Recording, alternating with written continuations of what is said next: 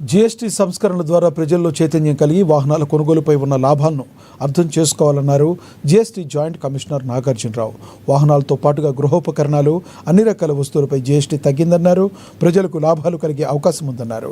ప్రజలకు ఉపయోగకరమైన అన్ని రకాల వస్తువులపై రవాణా శాఖ ఆధ్వర్యంలో అవగాహన సదస్సులు ఏర్పాటు చేయడం ద్వారా ప్రజలు చైతన్యం కలిగి తమ కొనుగోలుపై లాభాలు గడిచే విధంగా చైతన్యం చేయాల్సిన అవసరం ఉందన్నారు.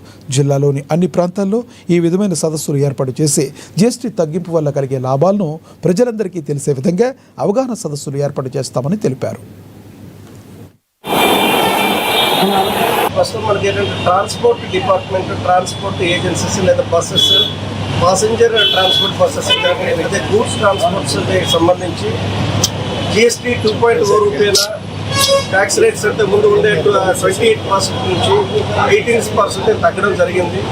ఆ తగ్గింపుకి సంబంధించి మన ఆటోమొబైల్ మిత్రులకి అవగాహన కల్పించే ఉద్దేశంతో ఈ సమావేశంలో మనం అవేర్నెస్ క్రియేట్ చేయడం జరిగింది. అదేవిధంగా ఆటోమొబైల్ రంగానికి సంబంధించిన స్పేర్ పార్ట్స్లో కూడా ఎర్లీయర్గా ఉండే 28% నుంచి 18% తగ్గించడం జరిగింది.